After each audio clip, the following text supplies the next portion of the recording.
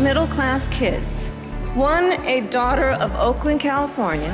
The other, a son of the Nebraska plains, only in America. Is it possible for them together?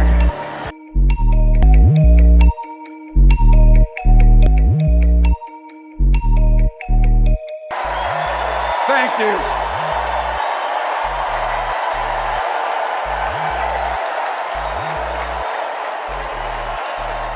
Thank you.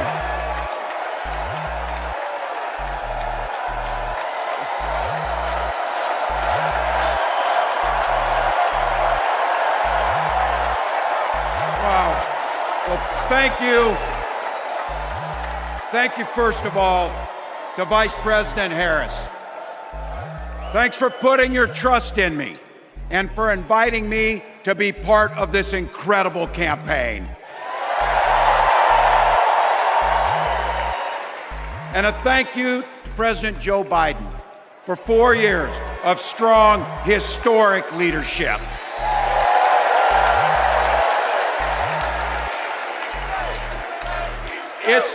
It's the honor of my life to accept your nomination for Vice President of the United States.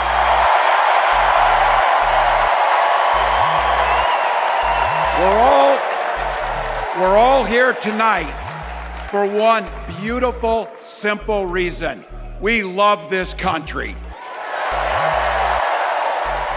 So thank you to all of you here in Chicago and all of you watching at home tonight.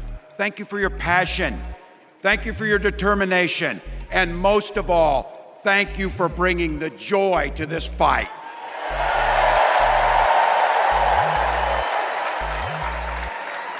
Now, I grew up in Butte, Nebraska, a town of 400 people. I had 24 kids in my high school class, and none of them went to Yale. But I'll tell you what, growing up in a small town like that, you learn how to take care of each other. That family down the road, they may not think like you do. They may not pray like you do. They may not love like you do, but they're your neighbors.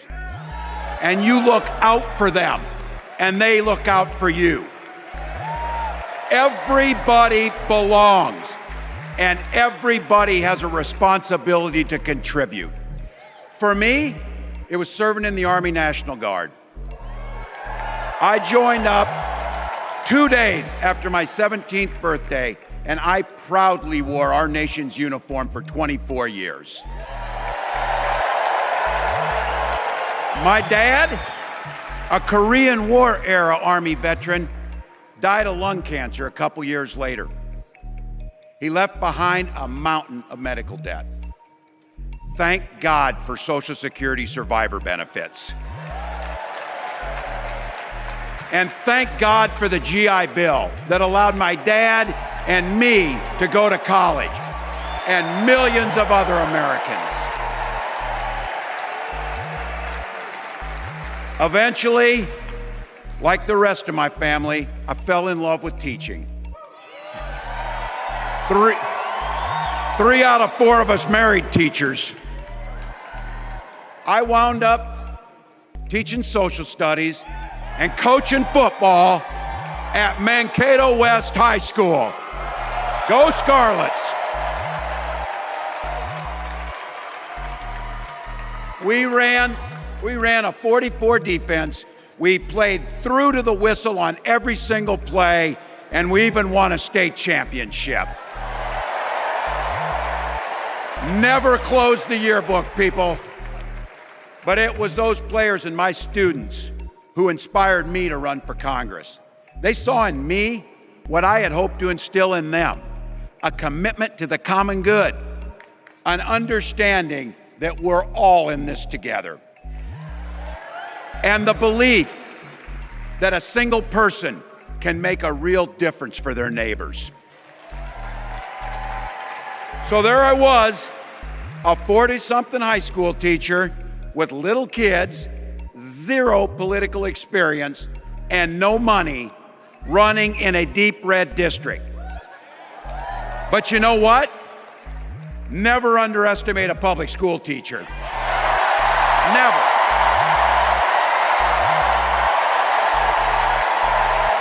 I represented my neighbors in Congress for 12 years, and I learned an awful lot.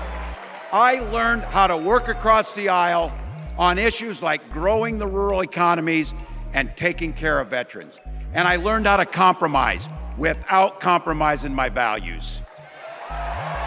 Then I came back to serve as governor, and we got right to work, making a difference in our neighbors' lives. We cut taxes for the middle class. We passed paid family and medical leave. We invested in fighting crime and affordable housing.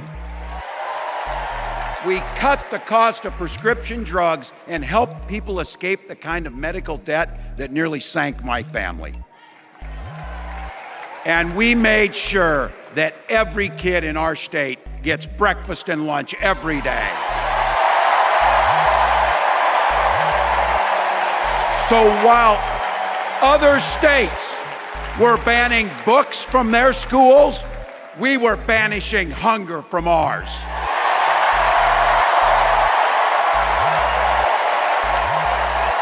We also protected reproductive freedom because in Minnesota, we respect our neighbors and the personal choices they make. And even if we wouldn't make those same choices for ourselves, we've got a golden rule. Mind your own damn business.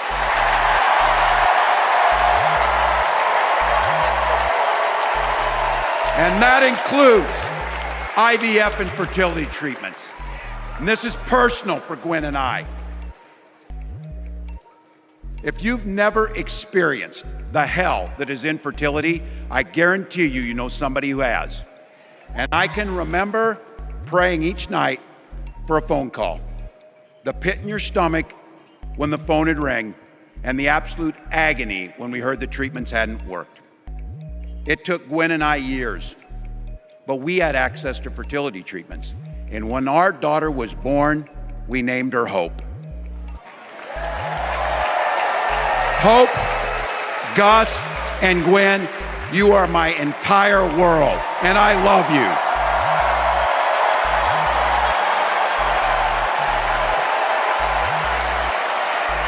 I'm letting you in on how we started a family because this is a big part about what this election is about. Freedom. When Republicans use the word freedom, they mean that the government should be free to invade your doctor's office. Corporations free to pollute your air and water. And banks free to take advantage of customers. But when we Democrats talk about freedom, we mean the freedom to make a better life for yourself and the people that you love. Freedom to make your own healthcare decisions. And yeah, your kids' freedom to go to school without worrying about being shot dead in the hall. Look, I know guns. I'm a veteran. I'm a hunter. And I was a better shot than most Republicans in Congress, and I got the trophies to prove it. But I'm also a dad. I believe in the Second Amendment, but I also believe our first responsibility is to keep our kids safe.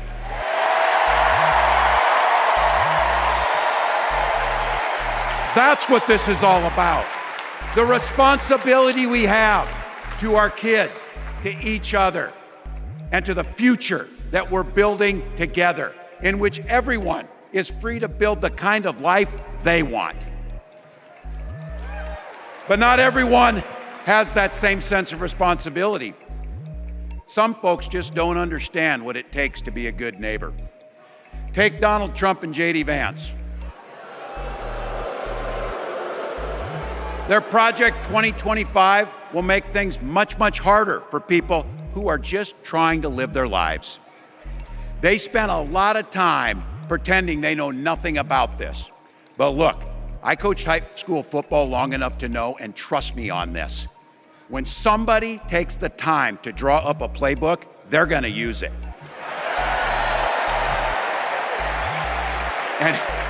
And we know if these guys get back in the White House, they'll start jacking up the costs on the middle class, they'll repeal the Affordable Care Act, they'll gut Social Security and Medicare, and they will ban abortion across this country with or without Congress. Here's the thing, it's an agenda nobody asked for. It's an agenda that serves nobody except the richest and the most extreme amongst us.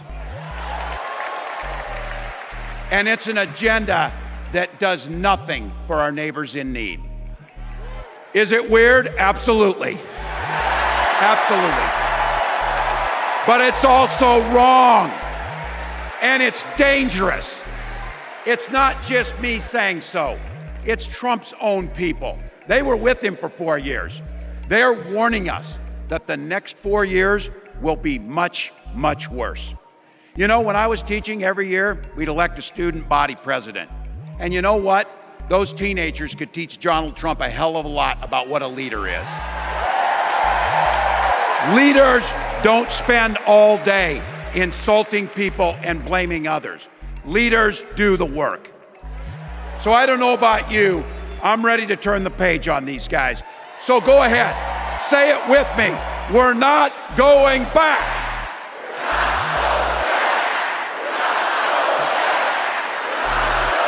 We've got something better to offer the American people. It starts with our candidate, Kamala Harris. From her first day as a prosecutor, as a district attorney, as an attorney general, as a United States senator, and then our vice president, she's fought on the side of the American people. She's taken on the predators and fraudsters, she's taken down the transnational gangs, and she stood up to powerful corporate interests. She has never hesitated to reach across that aisle if it meant improving your lives. And she's always done it with energy, with passion, and with joy. Folks, we've got a chance to make Kamala Harris the next president of the United States.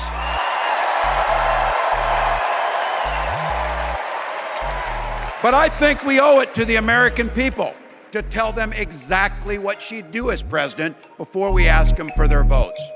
So here, this is the part, clip and save it and send it to your undecided relatives so they know. If you're a middle-class family or a family trying to get into the middle class, Kamala Harris is going to cut your taxes. If you're getting squeezed by prescription drug prices, Kamala Harris is going to take on Big Pharma. If you're hoping to buy a home, Kamala Harris is going to help make it more affordable. And no matter who you are, Kamala Harris is going to stand up and fight for your freedom to live the life that you want to lead. Because that's what we want for ourselves, and it's what we want for our neighbors. You know, you might not know it, but I haven't given a lot of big speeches like this. But I have given a lot of pep talks. So let me finish with this, team. It's the fourth quarter. We're down a field goal, but we're on offense and we've got the ball. We're driving down the field. And boy, do we have the right team. Kamala Harris is tough. Kamala Harris is experienced, and Kamala Harris is ready. Our job for everyone watching is to get in the trenches and do the blocking and tackling. 1 inch at a time, 1 yard at a time, 1 phone call at a time, one door knock at a time, one $5 donation at a time.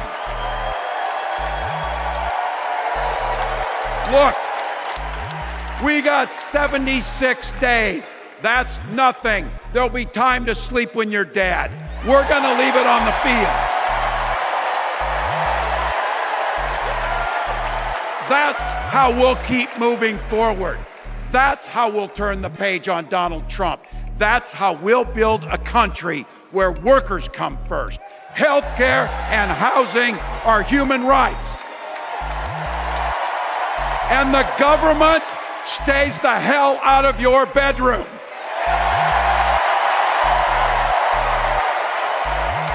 That's how we make America a place where no child is left hungry, where no community is left behind, where nobody gets told they don't belong. That's how we're gonna fight.